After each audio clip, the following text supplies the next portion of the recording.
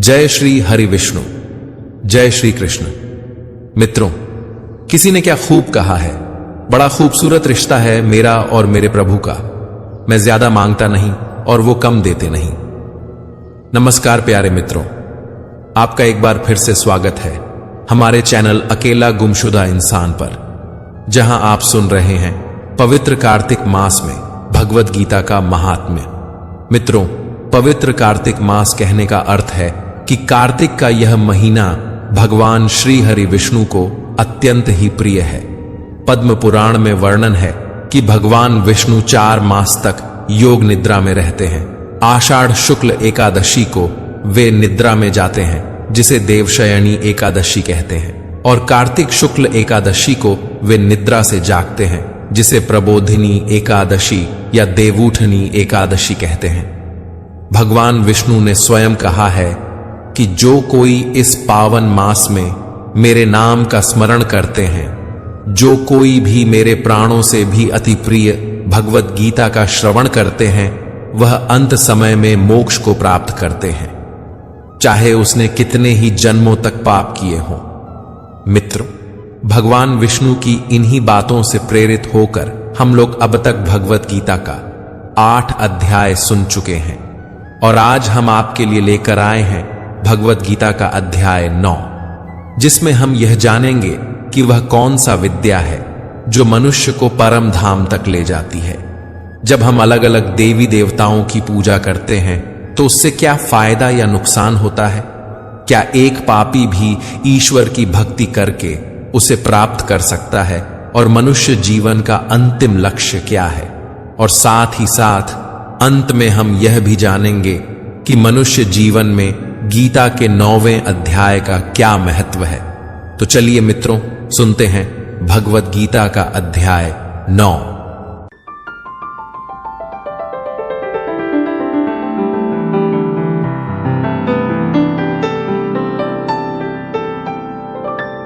श्रीमद् भगवद गीता अध्याय 9, राज विद्या योग। श्री भगवान अर्जुन से कहते हैं कि वो उस दोष रहित अर्जुन को, उस अर्जुन को जिसमें दोष नहीं है, ईर्ष्या नहीं है, अब उसे परम गोपनीय विज्ञान सहित ज्ञान बताएंगे।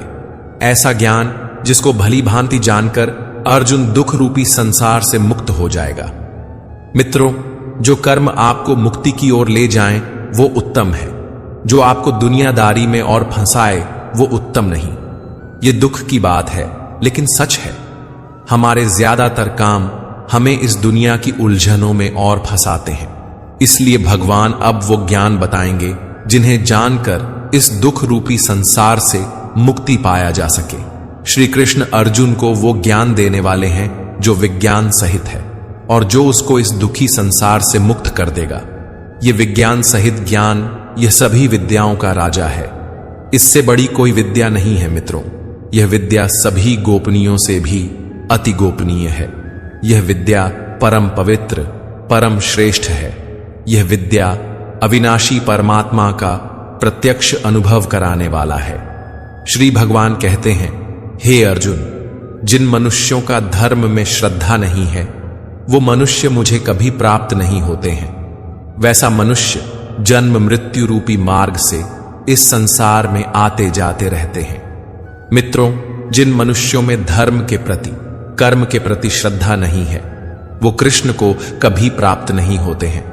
बस इस जन्म मृत्यु रूपी संसार का चक्कर काटते रहते हैं। हे पार्थ, मेरे कारण ही यह सारा संसार दिखाई देता है, और मैं ही इस संपूर्ण जगत में अदृश्य शक्ति रूप में सभी जगह स्थित हूं। सभी प्राणी मुझ में ही स्थित हैं, परंतु मैं उनमें स्थित नहीं हूं। मित्रों, यहां पर श्री कृष्ण कहना चाहते हैं कि उसके अव्यक्त स्वरूप में पूरा जगत व्याप्त है, लेकिन वो उसमें नहीं है। बर्फ जल से बनी होती है, बर्फ में और कुछ नहीं, सिर्फ जल है, लेकिन जल में बर्फ नहीं है। इस जगत का हर प्राणी कृष्ण में व्याप्त है, लेकिन कृष्ण उनमें नहीं है। हे अर्जुन, यह मेरी ऐश्वर्यपूर्ण योग शक्ति को देख। यह संपूर्ण सृष्टि मुझ में कभी स्थित नहीं रहती है, फिर भी मैं सभी प्राणियों का पालन पोषण करने वाला हूं और सभी प्राणियों में शक्ति रूप में स्थित हूं।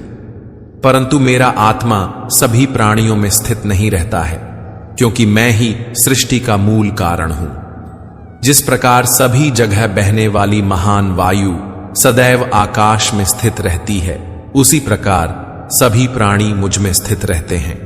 मित्रों, श्री कृष्ण यहां कहना चाहते हैं कि जिस प्रकार वायु आकाश से उत्पन्न होने के बाद भी आकाश को मलिन नहीं कर पाती है, ठीक उसी प्रकार सारे प्राणी कृष्ण में व्याप्त होने के बाद भी कृष्ण को मलिन नहीं कर पाते हैं। हम सब श्री कृष्ण से हैं, श्री कृष्ण हमसे नहीं हैं। हम सब श्री कृष्ण के संकल्प से ही पैदा हुए हैं, इसीलिए उन्हीं में स्थित हैं, लेकिन वे हम में नहीं हैं। ये योग का प्रभाव है मित्रों। श्री कृष्ण की योग शक्ति का कमाल है। जैसे वायु बिना किसी सहारे के आकाश में स्थित है, वैसे ही हम सब भी श्री कृष्ण में स्थित हैं। हे कुंती पुत्र, कल्प के अंत में सभी प्राणी मेरी प्रकृति में प्रवेश करके विलीन हो जाते हैं और अगले कल्प के आरंभ में उनको मैं अपनी इच्छा शक्ति से फिर से उत्पन्न करता हूं। उनकी रचना के बाद ही कल्प की शुरुआत होती है। मित्रों, भगवान श्री कृष्ण अचेत में जागृति भरते हैं और तभी दुनिया शुरू होती है और कल्प की समाप्ति पर जो जहां से आया था वहीं वापस लौट जाता है। मित्रों, जैसा कि श्री कृष्ण ने खुद कहा था कि अपने कर्मों से कोई बच नहीं सकता, ऐसा हो ही नहीं सकता कि कोई कर्म ही ना करे। उसी तरह से बार बार सृजन करना ही श्री कृष्ण का कर्म है। श्री कृष्ण बता रहे हैं, हे अर्जुन, 84 लाख योनियों में सभी प्राणी बार बार मेरी इच्छा शक्ति से विलीन और उत्पन्न होते रहते हैं। यह सभी पूर्ण रूप से खुद ही मेरी इच्छा शक्ति के अधीन होते हैं, अर्थात मेरी प्रकृति के अधीन होते हैं। हे धनंजय, यह सभी कर्म मुझे बांध नहीं पाते हैं, क्योंकि मैं उन कार्यों में बिना किसी फल की इच्छा से उदासीन भाव में स्थित रहता हूं। मित्रों, भगवान भी निष्काम भाव से कर्म करते हैं, तभी तो श्री कृष्ण भी हमें ऐसा ही कर्म करने कहते हैं। हे कुंती पुत्र, मेरी अधीनता में मेरी अपरा शक्ति सभी चर तथा अचर जीव उत्पन्न और विनिष्ट करती रहती है। इसी कारण से यह संसार परिवर्तनशील है। मित्रों, ज्ञान की तो फिर भी सीमा है, लेकिन अज्ञान की नहीं। ऐसे अनगिनत अज्ञानी हैं जो श्री कृष्ण को नहीं मानते, उन्हें नहीं समझते। यहां श्री कृष्ण से मतलब अर्जुन का सारथी या देवकी नंदन नहीं। यहां श्री कृष्ण से मतलब वो परमात्मा जिसमें ये सारी दुनिया व्याप्त है। जो अज्ञानी उस परमात्मा को नहीं जानते, उनके बारे में श्री कृष्ण कह रहे हैं, हे अर्जुन, मूर्ख मनुष्य मुझे अपने ही समान जन्म मृत्यु को प्राप्त होने वाला समझते हैं, इसलिए वह सभी मनुष्य जीवात्माओं का परम ईश्वर वाले मेरे स्वभाव को नहीं समझ पाते हैं। ऐसे मनुष्य कभी न पूर्ण होने वाली आशा में, कभी न पूर्ण होने वाले कर्मों में और कभी न प्राप्त होने वाले ज्ञान में मोहग्रस्त होकर मेरी मोहने वाली भौतिक प्रकृति की ओर आकृष्ट होते रहते हैं। ऐसे मनुष्य निश्चित रूप से राक्षसी प्रवृत्ति और आसुरी स्वभाव धारण किए रहते हैं। हे पृथापुत्र, मोह से मुक्त हुए महापुरुष दैवीय स्वभाव को धारण करके मेरी शरण ग्रहण करते हैं और मुझको सभी जीवात्माओं का उद्गम जानकर अनन्य भाव से मुझ अविनाशी का स्मरण करते हैं। जो दैवी प्रकृति के लोग होते हैं, उनके ये खास बात के बारे में श्री कृष्ण कहते हैं कि ये लोग दृढ़ निश्चय वाले होते हैं। ऐसे महापुरुष दृढ़ निश्चय से प्रयत्न करके निरंतर मेरे नाम और महिमा का गुणगान करते हैं और सदैव मेरी भक्ति में स्थिर होकर मुझे बार बार प्रणाम करते हुए मेरी पूजा करते हैं। कुछ मनुष्य ज्ञान के अनुशीलन द्वारा यज्ञ करके, कुछ मनुष्य मुझे एक ही तत्व जानकर, कुछ मनुष्य अलग अलग तत्व जानकर अनेक विधियों से निश्चित रूप से मेरे विश्व स्वरूप की ही पूजा करते हैं। मित्रों, परमात्मा की प्राप्ति का तरीका सबका अलग अलग हो सकता है, परंतु लक्ष्य सबका एक ही है और वो है श्री कृष्ण।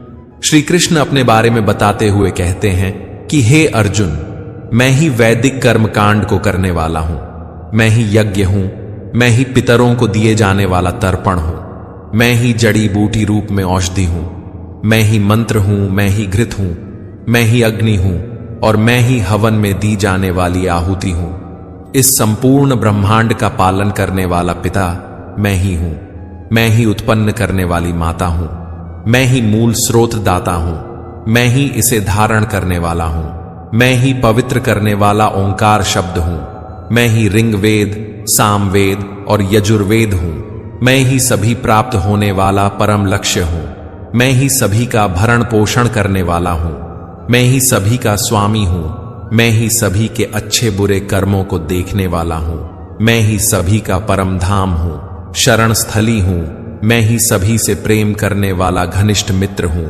मैं ही सृष्टि को उत्पन्न करने वाला हूं, मैं ही सृष्टि का संहार करने वाला हूं, सभी का स्थिर आधार हूं, मैं ही सभी को आश्रय देने वाला हूं और मैं ही सभी का अविनाशी कारण हूं।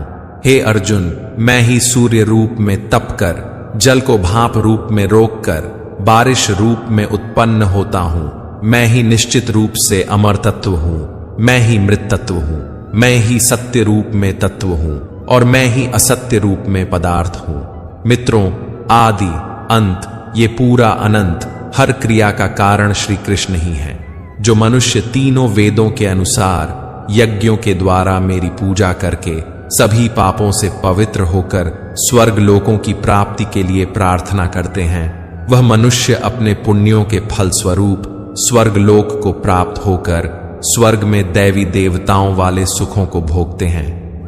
वह जीवात्मा उस विशाल स्वर्ग लोक के सुखों का भोग करके पुण्य फलों के समाप्त होने पर इस मृत्यु लोक में फिर से जन्म को प्राप्त होते हैं।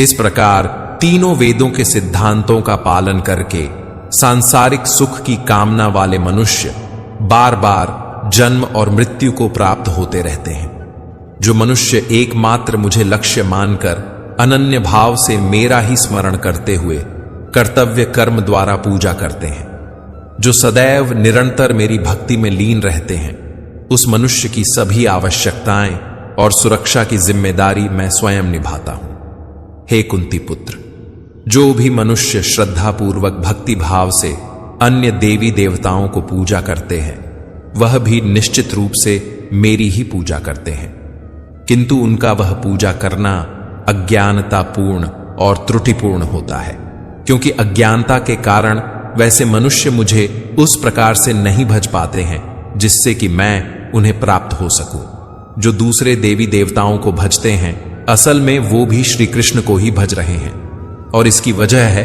कि संपूर्ण यज्ञों का भोक्ता और स्वामी श्री कृष्ण ही हैं। ऐसे लोगों की विधि सही नहीं है, क्योंकि ये लोग श्री कृष्ण के परमेश्वर तत्व को नहीं जानते। ऐसा करने की वजह से ही ये लोग पुनर्जन्म को प्राप्त होते हैं।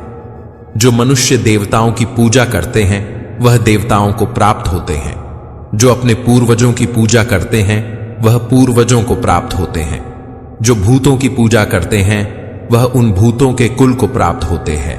परंतु जो मनुष्य मेरी पूजा करते हैं, वह मुझे ही प्राप्त होते हैं। श्री कृष्ण अर्जुन से कहते हैं कि हे अर्जुन, इसीलिए मेरे भक्तों का पुनर्जन्म नहीं होता। मित्रों, ये बहुत बड़ी बात है कि श्री कृष्ण को भजने वालों का पुनर्जन्म नहीं होता, यानी वो आवागमन के चक्कर से बच जाते हैं। उनका पतन नहीं होता, वो कभी गिरते नहीं, क्योंकि उन्हें गिरने से बचाने के लिए स्वयं श्री कृष्ण जो उपस्थित हैं। श्री कृष्ण कहते हैं कि जो कोई भक्त मेरे लिए प्रेम से पत्र, फूल, फल, जल आदि निष्काम भक्ति भाव से अर्पित करता है, उस शुद्ध निष्काम प्रेमी भक्त का निष्काम भक्ति भाव से अर्पित किया हुआ वह पत्र पुष्पादिमय सद्गुण से प्रकट होकर प्रेम पूर्वक खाता हूं। इसलिए हे कुंती पुत्र, तू जो भी कर्म करता है, जो भी खाता है, जो भी हवन करता है, जो भी दान देता है और जो भी तपस्या करता है, उस सभी को तू मुझे ही अर्पित कर। इस प्रकार से कर्म करते हुए हे अर्जुन, तू समस्त अच्छे और बुरे कर्मों के फलों के बंधन से मुक्त हो जाएगा और मन से सभी सांसारिक कर्मों को त्याग कर मन को परमात्मा में स्थिर करके अंत समय में तू मुझे ही प्राप्त होगा। मैं सभी प्राणियों में समान रूप से स्थित हूं। सृष्टि में न किसी से द्वेष रखता हूं और न ही कोई मेरा प्रिय है, परंतु जो मनुष्य शुद्ध भक्ति भाव से मेरा स्मरण करता है तब वह मुझ में स्थित रहता है और मैं भी निश्चित रूप से उसमें ही स्थित रहता हूं। श्री कृष्ण कहते हैं कि यदि कोई अत्यंत दुराचारी मनुष्य भी अनन्य भाव से मेरा निरंतर स्मरण करता है तो वह निश्चित रूप से साधु ही समझने के योग्य है, क्योंकि उसने भली भांति निश्चय कर लिया है कि परमेश्वर की भक्ति के समान अन्य कुछ भी नहीं है। वैसा मनुष्य संपूर्ण रूप से मेरी भक्ति में ही स्थित रहता है। हे अर्जुन, वह शीघ्र ही मन से शुद्ध होकर धर्म का आचरण करता हुआ चिरस्थायी परम शांति को प्राप्त होता है। इसलिए हे अर्जुन, तू निश्चिंत होकर घोषित कर दे कि मेरा भक्त कभी नष्ट नहीं होता है। हे प्रथापुत्र, स्त्री, वैश्य, शूद्र, भूत, पिशाच कोई भी हो, वह भी मेरी शरण ग्रहण करके मेरे परम धाम को ही प्राप्त होते हैं। मित्रों, जो श्री कृष्ण की शरण में आ गया फिर उसकी जिम्मेदारी श्री कृष्ण अपने ऊपर ले लेते हैं, चाहे वो कोई भी हो, इंसान या भगवान। तो फिर पुण्यात्मा ब्राह्मणों, भक्तों और राजर्षि क्षत्रियों का तो कहना ही क्या है। इसलिए हे अर्जुन, तू क्षण में नष्ट होने वाले दुख से भरे हुए इस जीवन में निरंतर मेरा ही स्मरण कर। हे अर्जुन, तू मुझ में ही मन को स्थिर कर, मेरा ही भक्त बन, मेरी ही पूजा कर और मुझे ही प्रणाम कर। इस प्रकार अपने मन को मुझ परमात्मा में पूर्ण रूप से स्थिर करके मेरी शरण होकर तू निश्चित रूप से मुझे ही प्राप्त होगा।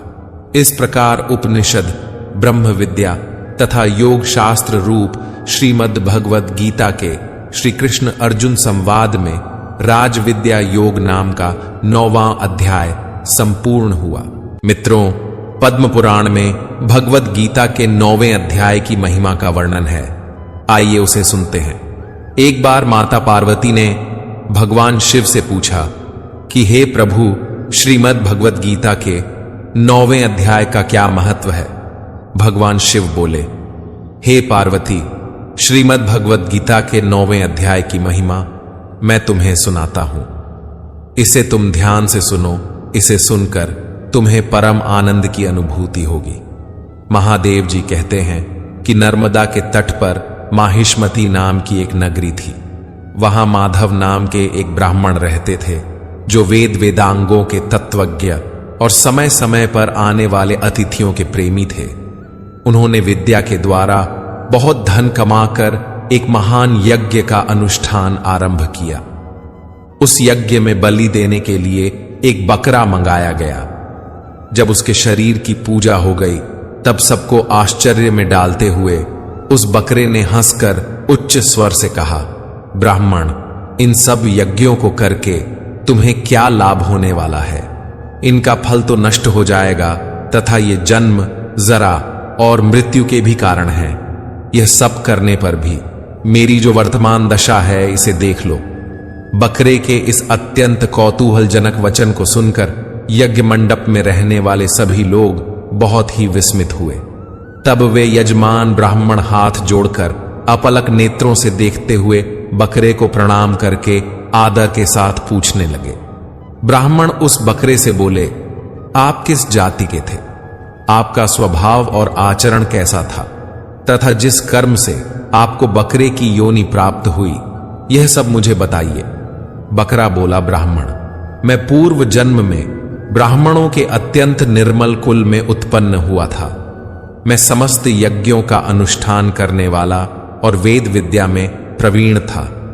एक दिन मेरी स्त्री ने भगवती दुर्गा की भक्ति से विनम्र होकर अपने बालक के रोग की शांति के लिए बलि देने के निमित्त मुझसे एक बकरा मांगा। तत्पश्चात जब चंडिका के मंदिर में वह बकरा मारा जाने लगा, उस समय उसकी माता ने मुझे शाप दिया, ओ ब्राह्मणों में नीच, पापी, तू मेरे बच्चे का वध करना चाहता है, इसलिए तू भी बकरे की योनि में जन्म लेगा। हे ब्राह्मण, तब कालवश मृत्यु को प्राप्त होकर मैं बकरा हुआ। यद्यपि मैं पशु योनि में पड़ा हूं तो भी मुझे अपने पूर्व जन्मों का स्मरण बना हुआ है। ब्राह्मण, यदि आपको सुनने की उत्कंठा हो तो मैं एक और भी आश्चर्य की बात बताता हूं। कुरुक्षेत्र नामक एक नगर है जो मोक्ष प्रदान करने वाला है। वहां चंद्र शर्मा नामक एक सूर्यवंशी राजा राज्य करते थे। एक समय जब सूर्य ग्रहण लगा था, राजा ने बड़ी श्रद्धा के साथ काल पुरुष का दान करने की तैयारी की। उन्होंने वेद वेदांगों के पारगामी एक विद्वान ब्राह्मण को बुलवाया और पुरोहित के साथ वे तीर्थ के पावन जल से स्नान करने को चले और 2 वस्त्र धारण किए। फिर पवित्र